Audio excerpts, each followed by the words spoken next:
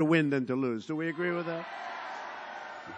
So Utah, it gets announced very early. Breaking news, Donald Trump has won Utah. Now, we didn't just win it. We, slowed it. And Evan, whoever this is, this person, remember he said, we think we can win the election. We said, but you're only going to win maybe Utah. And you know what he would have done if he did? Maybe. It didn't turn out that way because we had plenty of votes, plenty of everything. But all he would oh, I don't know if he's a lightweight. We should never say that. That's not nice. Don't ever call a person like that a lightweight. Boy, what a group. Only in Florida can this stuff happen. But we won Utah by a lot, like a real lot. And it was a massive, and Evan didn't even come in second. Hillary came in second, okay? So again, I really believe it was dishonest polling, but who knows, right? Who thinks it was dishonest by the media? I do. So we open up with that. Then all of a sudden, Ohio, where they had us down for 2 months as even, we win by almost 10 points. So we hear, and we were supposed to win maybe by 2 points or 1 point or 3 points. And I had a little hostile environment. I had a governor that wasn't exactly like the great Rick Scott. I had a governor who, I said, how do you win a state when you don't have the support of the governor? Well, we won. I think I probably did better this way. So they go out and they say, breaking news, Donald Trump has won Ohio, and with a very big number. And then breaking news, Donald Trump has won Iowa by more than 10 points. That's unheard of, right? And then we come down to this beautiful piece of land that we all love, surrounded by the ocean, right? Surrounded by beautiful seas. It's a place called Florida. Have you ever heard of it? Has everybody heard of Florida? I love Florida. I love the people of Florida. So all night long, it's even. It's going even. And then they get to the Panhandle. Now, I don't know who lives in the Panhandle. Not too many. Did I blow them out in the Panhandle or what? You know why? Because the Panhandle wants its jobs back, okay? But the Panhandle was unbelievable. And we won Florida big, much bigger than anybody thought. Big. So they go, yeah, and you had the other side. They were being interviewed saying, we will win Florida, and we expect to win it easily. Breaking news, Donald Trump wins the state of Florida, right? And then we win South Carolina, and then we have North Carolina. Now, North Carolina was supposed to be close, very hard for the Republicans to win. A lot of reasons for that, but it's very hard. But we worked hard there and really effective. My children were there and everybody was there. They were working hard. And then it comes out, the Tar Heels, and then it comes out very strongly that Trump is looking good in North Carolina. And my opponent, I won't mention names because I wouldn't want to, but my opponent, they spent a fortune in North Carolina. And their people got on television. Jeez.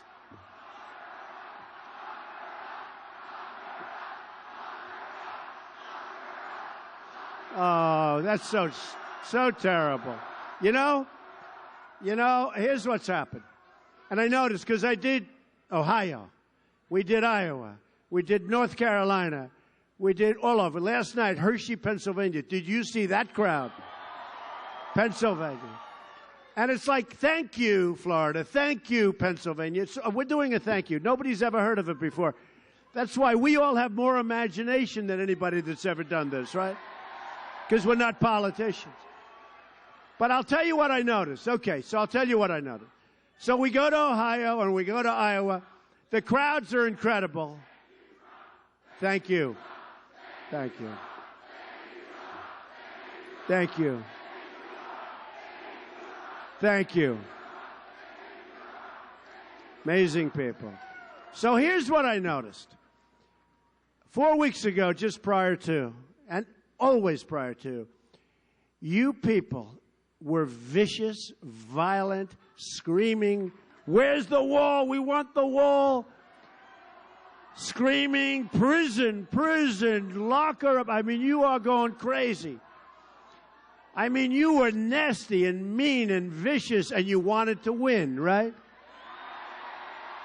Now, same crowds. That's right, deplorables. Whatever happened to the deplorables, right? They're not so deplorable.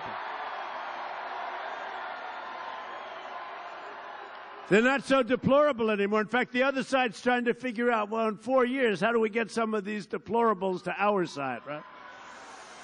But now, it's much different. Now you're laid back, you're cool, you're mellow, right? You're basking in the glory of victory.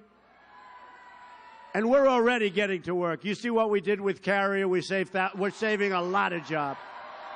And many, many places. We got a lot of things going on, but we're going to do the big picture, but we sort of have to wait till we get in office. Don't you agree? You know, just I'm having a hard time waiting. I just make phone calls. Listen, you can't move. But now you're mellow and you're cool and you're not nearly as vicious or violent, right? Because we won, right? And now you're sort of laying back. Although it doesn't exactly sound like a totally laid-back crowd, but that's okay. So the other side goes out, and they say, Trump cannot win North Carolina. That's our firewall. Remember on television, this is our firewall. Ladies and gentlemen, we have breaking news. Donald Trump has won the state of North Carolina. Unbelievable. And then you look at Pennsylvania. Now, Pennsylvania was always the state, they say, the bride that got away. Every Republican for 38 years, but every Republican, they left. And before the election, everybody thought, every single Republican, you're going to win Pennsylvania, right? You know that. It didn't work out that way at all. Never worked out that way. And we were campaigning in Pennsylvania. We were getting the biggest crowds they've ever seen by far. And I kept saying, we're going to win the state. But then I'd remember the statement. I'd hear it over and over that Republicans don't win it. They think they're going to win it, and they don't win it. And they wouldn't announce these crooked people back here. They wouldn't. No. They wouldn't announce it. Well, first of all, they were in a state of panic. They were in a state. Because now we win Florida. And they were worried because we won Ohio by so much more than we were anticipated to win. And we won Iowa so big. And we won Florida so much bigger than we thought. And by the way, just to go back a few months, how good did we do in Florida in the primary, right? How good was that? Oh, that was good. But I don't talk about that anymore. We don't talk about it. So now they're getting nervous on television. And you see these anchors, and they're like sweating and crying and throwing up all over the place. And, you know, a couple of them with the chart. Nice guy, John King. He's very good with the chart, but now his hand is getting like a little... Because, you know, all those months he's saying there is no path to 270 for Donald Trump. There is no path. So now what happens? We're leading Pennsylvania. 306 is right. We're leading Pennsylvania by a lot. And we have 1%. It's at 99%. And it was there for hours. I said, why don't they? In fact, I consider it a win because the 1% was not nearly enough votes to win because we were leading by a lot. So what happened? They couldn't take it. But instead of announcing it like at 11 o'clock, they waited till like 3 o'clock in the morning, right? Now, I think they did that for commercials, if you want to know the truth, because the audience was massive. But a couple of things happened that were a little bit surprising. We have breaking news, ladies and gentlemen. Donald Trump, and now the guy's getting sick. He's ready to throw up all over. Donald Trump And this came out, and these people are incredible. I thought we were going to do well there. Donald Trump has won the state of Wisconsin. Now they're saying, where did that come from? Where did it come from? And then right after that, ladies and gentlemen, Donald Trump has won the state of Michigan. Michigan. Hasn't been won in like 38 years, right? And now the gentleman is with the map, which is just bloody. It's red. It's so red, so beautiful. Remember the map when they showed it? There was a lot of blue. That blue got knocked to hell, I'll tell you that. Got knocked to hell. Oh, that was pouring red. And you know, they said you cannot break the blue wall up by Canada, right? You cannot break the blue wall. I've been hearing this for months, and I said, oh, how are we ever going to break the blue wall? Because we used to believe guys like Walter Cronkite, right? But we don't have Walter Cronkite anymore. This is a different world. So we're listening to these people. They're dishonest as hell. And what happens is they're telling me for months, all of us, they're telling all of us, you cannot break the blue wall. So what happens is we, not only did we break it, we shattered the hell out of it, right? So now we win Wisconsin, and now what happens? We win Wisconsin, we win Michigan, and I knew we were going to win Michigan because I've been talking about cars being ripped out of Michigan, where they make the cars, the plants, and going to Mexico. I've been talking about it for 5 or 6 years. I got the Man of the Year award 4 years ago in Michigan. All I talked about is you can't let your factories go. You're letting your factories go. And they said, that wasn't the reason for the Man of the Year. I said, I don't care. You can't do this. And they remembered all of this. You know, they remembered. We won Michigan. So now what happens is he's up with the red. And he's going, oh, and his hand starts to shake. Did you know? And he's gasping for breath. Oh, he can't breathe. He's choking like a dog, right? Oh. And for months he's been saying, I had no path to victory. And you know, the bad news is a lot of people probably believed him and they didn't go out to vote. It's called suppressing the vote. Suppressing the vote. That's what it's called. You love Donald Trump, but you figure, look, Alice, I'm not going to go out. Darling, he can't win. Because I believe these people when they say he has no path to victory. Man, did we have a path to victory. So he puts down red for Wisconsin. He puts down red for Michigan. Now I don't even need the rest of the states, right? In fact, they took all the glamour and all the glory away from Pennsylvania. They should have called it hours earlier. And he goes, I'll never forget.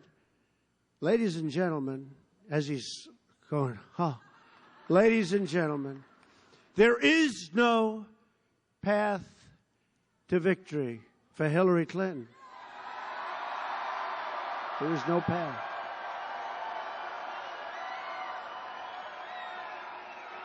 There is no path. Incredible.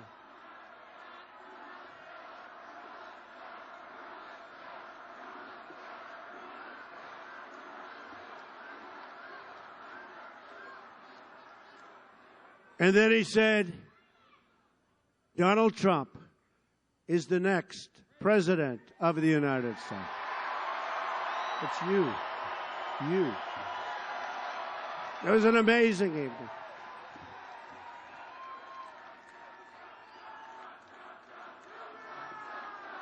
Thank you. Thank you. And congratulations to you. And you know, they never gave Pennsylvania that glamour of victory. They should have, because those people were so incredible. I was with them last night. I said, they took it away from you, folks. But then Pennsylvania came in and others came in, and it was like incredible. So we ended up with 306, and it could have even been more than that. It was an amazing evening.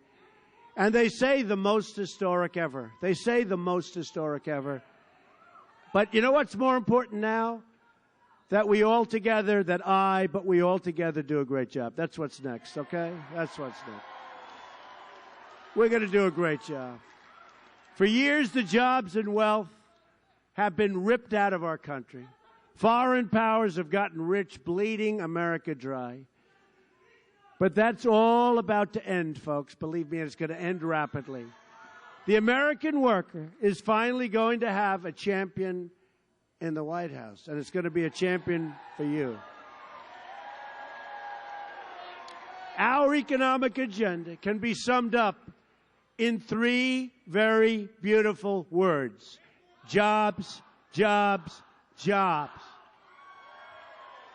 That's why we're going to lower our business tax rate from 35% down to 15%, and you watch what happens. We're going to bring it from the highest in the world to one of the lower rates in the world. Maybe someday we'll get it down to the lowest. And you watch what's going to happen. It's also why we're going to eliminate job-killing regulations, a disaster. And we're going to lift the restrictions on the production of American energy, including shale, oil, natural gas, and clean coal.